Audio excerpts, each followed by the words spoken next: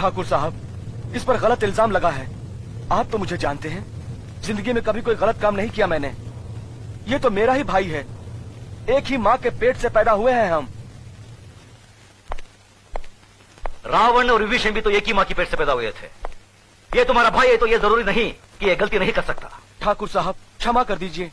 पहली बार क्षमा करने का मतलब है दूसरी बार गलती करने का मौका देना, यही ना मुनीम जी? हाँ मालिक, 100%।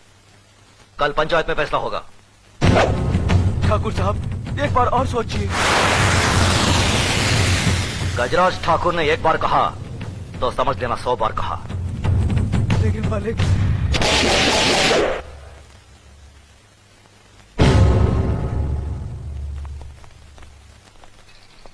क्या बात है मुनीम जी? नमस्कार ठाकुर साहब। राम राम। मालिक, ये आपसे मिलने आए हैं। मालिक, हमारे हरिजन पाड़ा में आग लग गई, हमारा सब कुछ जलकर राख हो गया। ये तो बड़ी दुख की बात है। मुनीम जी, इन्हें जितना अनाज, कपड़ा और घर बनाने का सामान चाहिए दे दीजिए। जी मालिक। धन्यवाद मालिक। राम राम मालिक। हमारे रामपुर गांव में हमने गरीब बच्चों के लिए एक स्कूल खोला है, आपकी मदद चाहिए। बहुत अच्छा काम किया। मुनीम जी, जी स्कूल के बच्चों के लिए दोपहर का खाना, दूध, किताब, सब चीजों का इंतजाम कर दीजिए। जी धन्यवाद मालिक। आइए।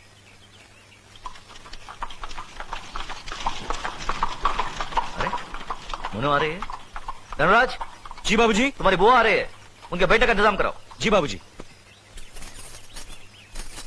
ठीक है, जाओ। आओ बहन, आओ आओ। पाए लागू भैया। जीती रहो। नमस्ते बुआ जी। बैठो। खुश रहो।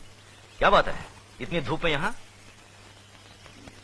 भैया, भैया वो कल पंचायत है। मालूम है। मुजरिम मेरा बेटा जगन्नाथ है। वो भी मालूम है। फैसला आप ही सुनाने वाले हैं। आप मेरे सगे भाई ना होते हुए भी मेरी परवरिश एक सगी बहन की तरह की। मेरी डोली को कांधा दिया और एक माँ बनकर मेरी गोद भराई की रस्म पूरी करके आपने मेरी झोली खुशियों से भर दी। आज उन सारी खुशियों का दारोमदार आपके फैसले पर है भैया। जगन्नाथ अभी नादान है भैया, अच्छे बुरे की उसे समझ नहीं है। उसकी नादानी, नासमझी और बचपने को देखते हुए उसकी इस भूल को आप क्षमादान कर सके तो मैं।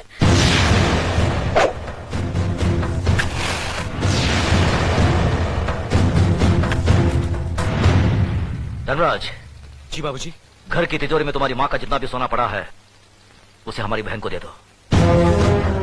देखो बहन, रामपुर में जो हमारा 50 एकड़ आम का बगीचा है हम उसे तुम्हारा नाम लिख देते हैं, और गंगानगर में जो हमारी 200 एकड़ उपजाऊ जमीन है उसे भी तुम्हें दे देते हैं। यही नहीं, अगर तुम हमारी जान भी मांगोगी तो हम उसे भी तुम्हारी सदके में छोड़ देंगे। लेकिन जिन्हें सदियों से हमारा खानदान अपना खून पिलाता आया है उस नीति, नियम और इंसाफ परिस्थिति को अब नहीं छोड़ सकते। मगर भैया, अगर आप चाहें तो।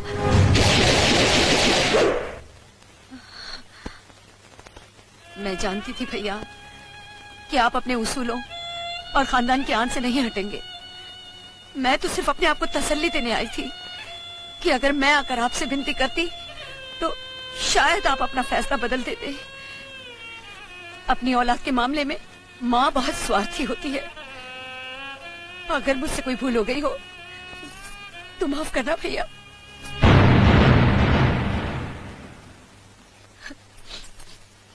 हुआ बेटा, मुझे कोई दुख नहीं है, बल्कि फक्र है कि मैं इतने महान इंसाफ पसंद भाई की बहन हूँ। खुश रहे।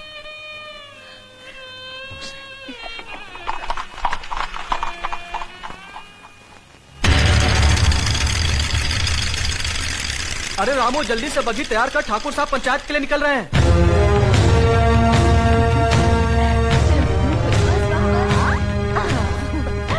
अब ये बाबूजी की तरफ से, और ये अले ले, तू कहाँ भाग रहा है? और ये मेरी तरफ से।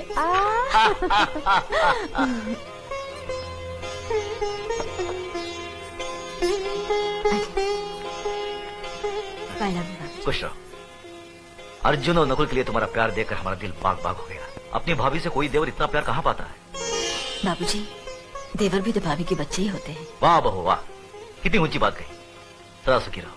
धर्मराज बेटे, हम बहुत भाग्यवान हैं जो हमें देवी जैसी बहू मिली। बेटे एक बात याद रखना, जब भी तुम घर से बाहर जाओ, बहू के हाथ से दही शक्कर जरूर खा के जाना, शुभ होता है। जी बाबूजी। चलो।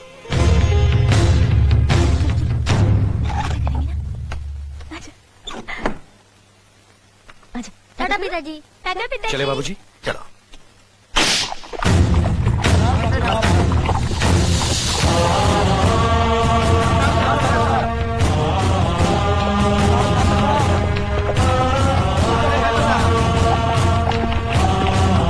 साले साहब रुकिए रुकिए रुकिए।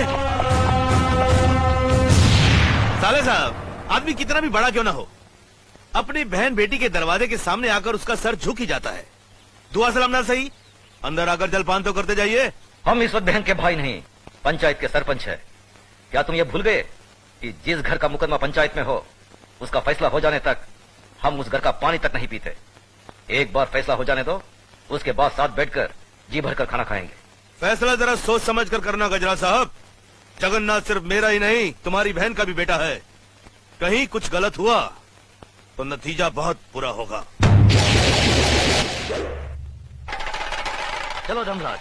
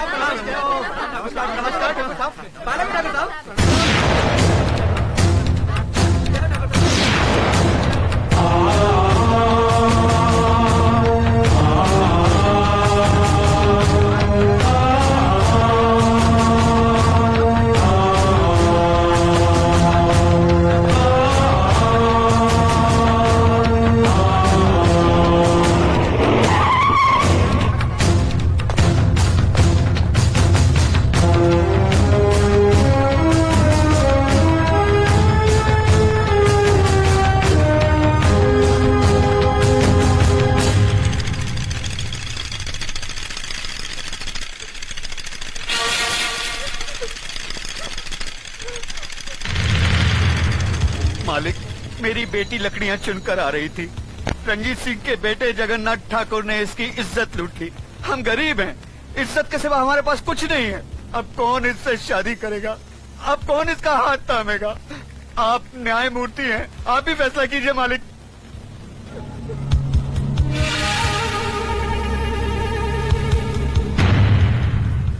इस बात का कोई चश्मदीद गवाह है? मैं हूँ मालिक। तुम्हारा पायल से कोई रिश्ता है? जी हाँ, मैं इसकी काकी हूँ। तो फिर तुम्हारी गवाही नहीं मानी जाएगी। गवाही सिर्फ उसकी मानी जाएगी जिसने अपनी आंखों से देखा है, लेकिन इस लड़की के खानदान से उसका कोई रिश्ता ना हो। है कोई ऐसा साक्षी, ऐसा गवाह?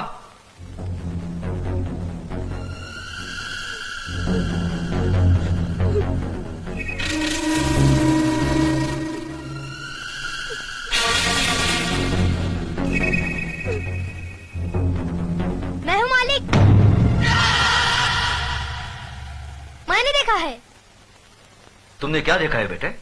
मैंने देखा कि ये इस दीदी को जबरदस्ती अपने कंधे पे उठाकर पंपशीट में ले गया और दरवाजा बंद कर दिया। ये बचाओ बचाओ चिल्ला रही थी, मगर वहाँ कोई नहीं था। थोड़ी देर बाद जब ये बाहर आई तो इसके कपड़े फटे हुए थे और ये रो रो के कह रही थी कि मेरा सब कुछ लुट गया, मैं बर्बाद हो गई। जगन्नाथ, कमीने कुत्ते, तूने इन गरीबों को क्या समझा है? ये वो गरीब मजदूर हैं जिनके खून पसीने की बरकत से हमारी धरती पर हरियाली जागती है। हमारे सर पर जमींदारी का ताज इन्हीं गरीबों की बदौलत है, जिसके बदले में उन्हें 2 वक्त की रोटी 2 गज की चादर मिलती है। और तूने उसी चादर में घुसकर इस गरीब की इज्जत लूट ली। फिर तुझ में और जानवर में क्या फर्क रहा? मुनीम जी, देवी माँ के मंदिर से सिंदूर ले आओ। जी मालिक। पायल, तुम इधर आओ। जिन हाथों से मजबूर करके इस कमीने ने तुम्हारी इज्जत लूटी, आज ये उन्हीं हाथों से तुम्हारी मांग भरेगा, तुम्हें अपनी पत्नी बनाएगा। ये हमारा फैसला है। गजराज, अपना फैसला बदल दे। आंखें मत दिखा, ये नीच जिसके पांव अगर मेरी हवेली के फर्श पर पड़े तो फर्श गंदा हो जाए, इस 2 टके की लड़की को तुम मेरे घर की बहू बना रहे हो। तो नहीं जानता, जमींदारों में तो ऐसी बातें होती ही रहती हैं। मजदूर औरतों और मालिकों के बीच में ऐसे खेल तो अक्सर होते रहते हैं। कोई अपनी बीवी नहीं बनाता उन्हें। खामोश! मजदूर औरतों की इज्जत जमींदारों के बाप दादाओं के कोई जागीर नहीं होती जिसे वो अपनी मनमानी करे, रोन दे, कुचले। इज्जत इज्जत होती है, चाहे वो किसी ठाकुर की बेटी हो या किसी मजदूर की। पागल हो गया तू? तुझे इंसाफ करने की अकल नहीं है। तेरा अंजाम बहुत बुरा होगा गजराज।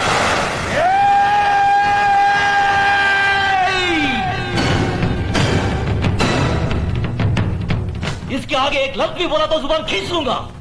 तेरी औकात मेरे सामने खड़े होने की भी नहीं है और तू मुझे ललकारता है।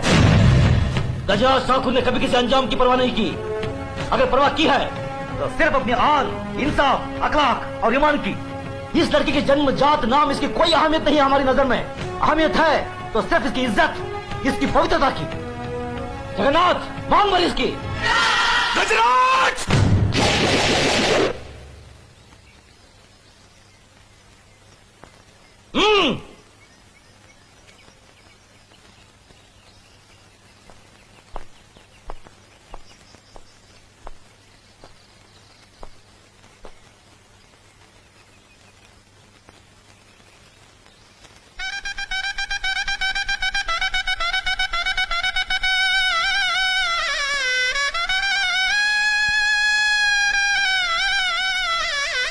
सदा सकी रहो बेटी। जगन्नाथ, अगर तुमने इसे कोई तकलीफ दी तो हमसे बुरा कोई नहीं होगा।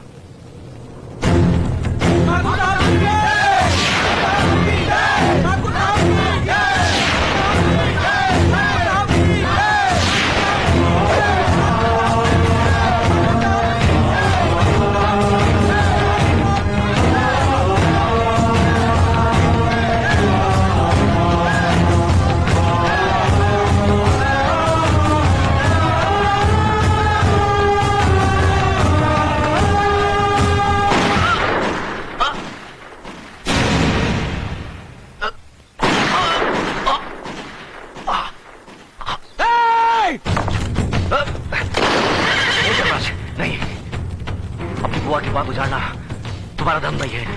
बाबूजी, बाबूजी! भैया! मेरे भाई को मार डाला, मेरे देवता समान भाई को मार डाला। ये क्या किया तुमने? ये कैसा अनर्थ किया?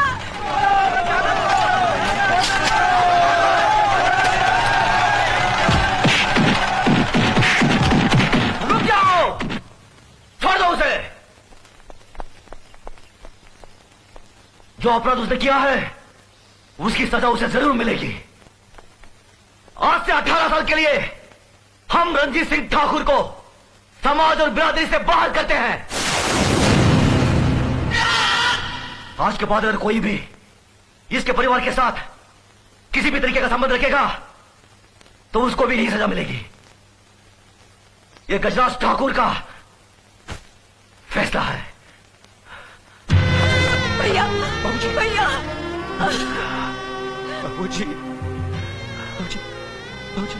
धर्मराज, न्याय करने वालों के लिए रिश्ते और जज्बात कोई मायने नहीं रखते।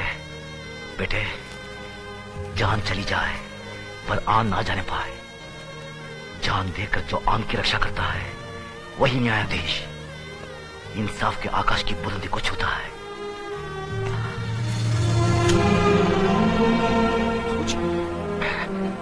धर्मराज, आज से हम भरतपुर कस्बे की न्याय और इंसाफ की बागडोर तुम्हें सौंपते हैं। याद रखो बेटे, जिस दिन भी तुमने अनजाने में भी गलत फैसला किया तो समझ लो वही दिन तुम्हारी जिंदगी का